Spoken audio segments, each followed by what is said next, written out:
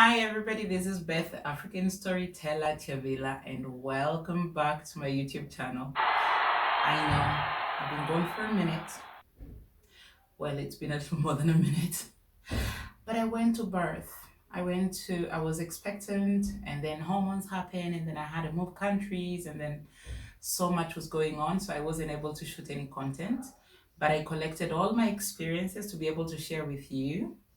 So today's video is going to talk about the cost of giving birth in Kenya. And generally, it is quite expensive to deliver for, say, the middle class and above, and for anybody who requires specialized attention during or after delivery. And I think a lot of moms just wonder, how much should I set aside or be ready for, kind of just a ballpark figure of what needs to be in the pocket for you to be able to deliver safely and to give your child and yourself the best chance at a great birthing experience. So I took my notes. I I did a little research, I observed a lot, I listened, and I compiled the following information for you.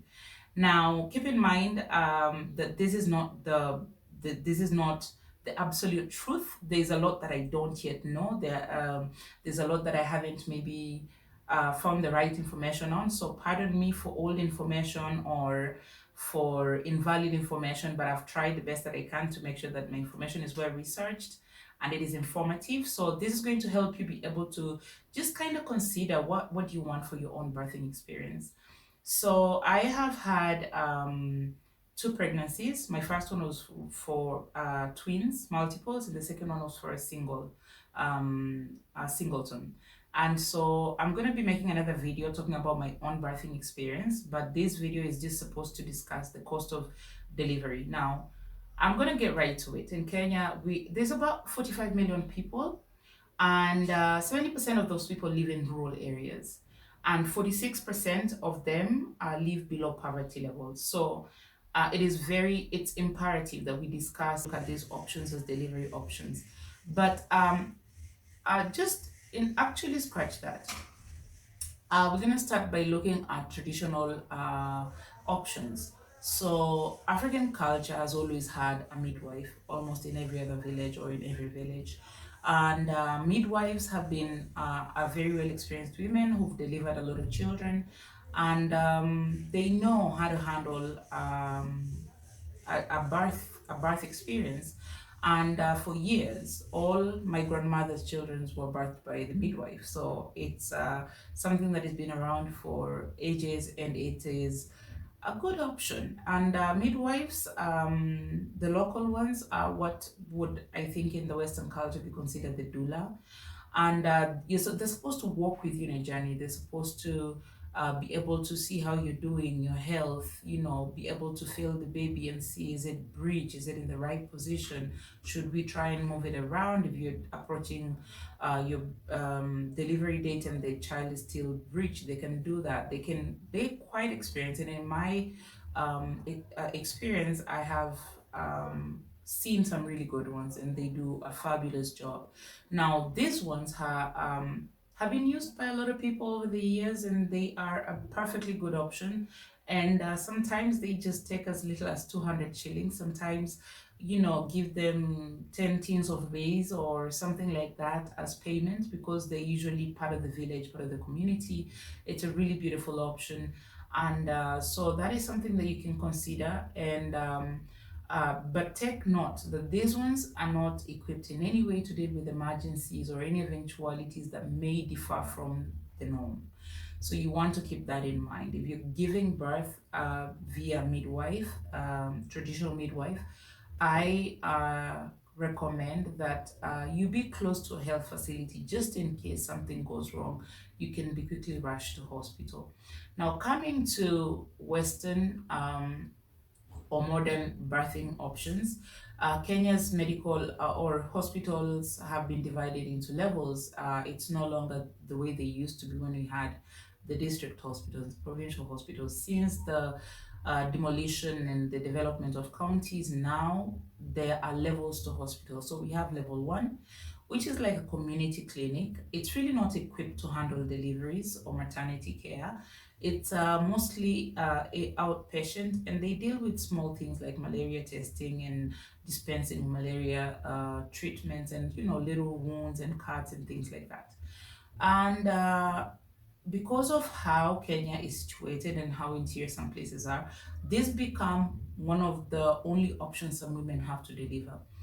They usually don't charge anything. These ones are funded by the county governments, and they usually are just free. Whatever service you get from there, you would only maybe pay for registration or something like that. So 20 shillings, 50 shillings, 100 shillings, whatever it is. So they are mostly just free. But I wouldn't advise you to use those for maternity or for delivery, because they are really not. They're usually just one room with a little table and a chair. And in my village, there's only one clinical officer and one nurse at the community clinic, which is level one. And then, so those ones are not really equipped for delivery, but you can consider them if you want. And then you have the second one, which is level two. Level two are like little dispensaries, and they are again not equipped to handle deliveries and maternity care, but they do almost the same thing as level one hospitals, and they do mostly testing of small, illnesses, and dispensing of drugs for really small issues or small health problems. They usually are run by clinical officers and nurses, and are slightly bigger than the community clinics.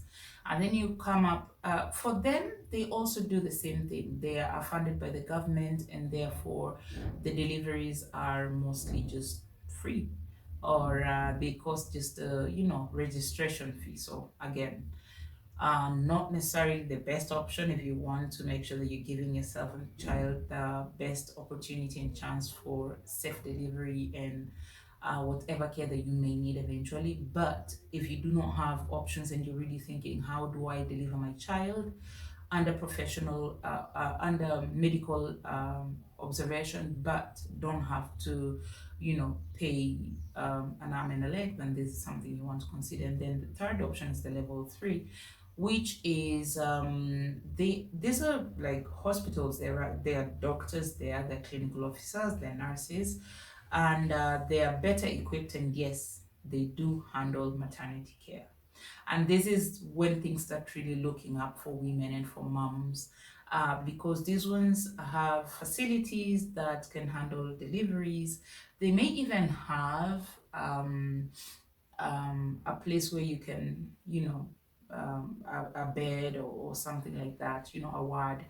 So these ones will also almost cost you nothing, and especially if you are on an insurance cover, they usually accept everything, and they are very, very basic. If you go for this level of hospital and you do not have, and you need a cesarean section, they would probably either have somebody who can handle that, or they will send you to a level 4 hospital. And their charges are quite friendly. Again, you just probably need to register. If it is nothing complicated, most of this is going to be taken care of by the government. And then you have the level 4, which is the district hospital. These are big hospitals and relatively big, and they have inpatient facilities, outpatient facilities. They have a mortuary, they have wards, they have theater. So you can, this starts to look really good. And so this will probably cost you anywhere between 10 to, maybe around, no, no, actually, I've heard people say they went to a district hospital and they were only charged for registration and maybe a couple of G's for medication and things like that, like 2,000 or so shillings. But 10,000 is a good budget to keep in mind if you're gonna go to a district hospital level 4. And if you wanna, I'll talk about later on some of the additions, some of the things that you might want to, take a little bit of consideration for like what kind of doctor do you want to deliver you, and what kind of room do you want to stay in, and what kind of a diet you want to be put on, and all of these things do end up adding up to how much you pay. So if you're just doing a normal delivery, you might want to think about 10-20,000 shillings, and it's a big range, but yes, 10 to 20,000 for normal delivery, and you want to keep about maybe around 50,000 for a CS.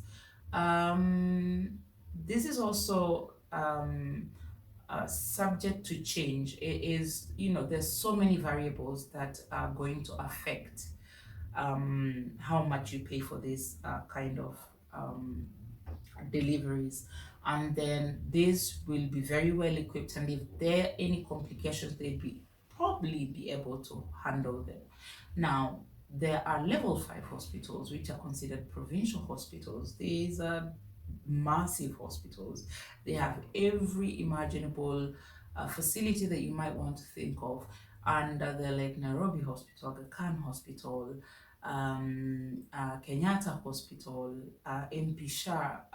These are just really beautiful places that most people want to deliver at. Now, let's spend a little bit more time here. These are hospitals that are run by the central government, and they are very well equipped, and some of them are government hospitals, some of them are private hospitals, and the cost of delivery here would be substantially more, especially if you're paying out of pocket, and even if you're looking at insurance. Again, in the end, I'll talk about what are some of the questions that you need to ask your insurer if they're paying for your maternity cover, because maternity cover, dental, and optics are like a little bit special, and some insurances have, fine writing saying you can't get this and you can't get that, you can't stay in a private room, you can't have a private doctor. Whatever it is, you need to look into that and make sure that you're ready so that you don't get surprised when you do check into hospital. Now, for level 5 hospitals, you need to have a good amount of money to deliver. So normal delivery will range anywhere from 15 to 50,000 shillings. And it just depends on, again, so many different variables. But I would say have 50 G's some stuck somewhere if you're planning to go level 5. And cesarean sections begin at around 100,000. At least when I was doing my research and when I had my own experiences, I know that the hospitals that will give you really good care that are level 5, that will cost you about 100,000, which is on the lower side. Most of them will probably start from 150,000 for a cesarean section. And these are things that you want to consider for yourself, depending on what kind of care you want and what kind of chance you want to give yourself at the very best medical care that is possible. So then you have, of course, level 6 hospitals. Those are specialized hospitals. We only have 3 in Kenya. The maternity care is not really their thing, and I think they do deliveries. I really didn't look much into that. But then I think that it's just, spinal injury hospital. There are 3. I will put them in the description below. But yes, I want us to do a little bit more on level 5, because I know most of the people that are probably going to watch this video are looking into what am I looking at as a number, ballpark figure. Now, I want to tell you 3 things. The first one is going to be, what are some of the things that you need to put into consideration? So number 1 is obviously insurance cover. What is your insurance cover covering? Are they doing your bed? Are they doing your theater charges? Are they doing your delivery charge? There's so many things to put into perspective. Also, you also want to look at what kind of care do you want after birth? Do you want to stay in a private room? Do you want to stay in a shared room? Do you want to stay in a hallway? There's a lot of other women that have come to deliver. And do you want to have an outside doctor, or do you want to use one of the doctors at the hospital? So all of those are things that I think number one are just regarding all the variables and the options that you want to take, and what is your insurance company willing to cover, so that you know this is where they're gonna stop and this is where I'm gonna pick up, or this is where they're gonna stop and I don't want to extend to that, so that you're not caught in a situation where you're in hospital, you don't have any money, and you thought your insurance cover was going to pay for it, but it really isn't covering everything that you need. And then please do consider what kind of a doctor that you want to use. Some hospitals give you a package. They'll give you a package, and I will discuss some of this when I talk about my own birthing experience, which is going to be my next video. I want to look at different doctors.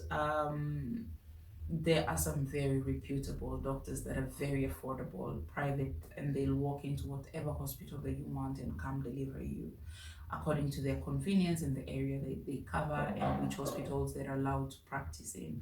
There are also some hospitals that they give you a package that is really good. They're like, if you use our doctors, our nurses, our theater, our anesthesists, and things like that, then we're gonna give you like Aga Khan will give you a package for 290,000 shillings. If you're going to stay in a shared room, they'll give you a doctor, anesthetist. You can use their facility. They will give you a pediatrician to receive your baby. They will give you yeah, the aftercare. You'll start paying for maybe things like if you need any medication, and this is for CS situations because I've had CS, so I kind of sort of know a little bit more about that. And then this package, if you want to say, I want to bring in my own private doctor who's been guiding me throughout my own pregnancy, then they'll tell you, okay, for that, it's you have to talk to your doctor and make a different agreement for that. So on top of the 290,000, you're paying your doctor an additional charge of say 150,000 for the delivery. I know, it's steep, but yes.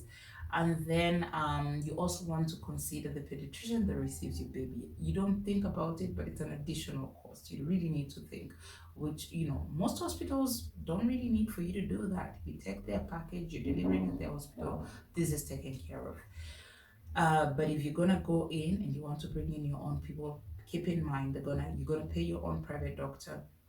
You just kind of renting the facility. You really like the birthing facility. You're gonna pay the hospital for that, and then you're gonna use the hospital's nurses. That is a charge that's going to be on hospital, but they're gonna charge you for your own doctor, for your own anesthetist if you wanna go in that direction. They're gonna charge you for the pediatrician that receives your baby.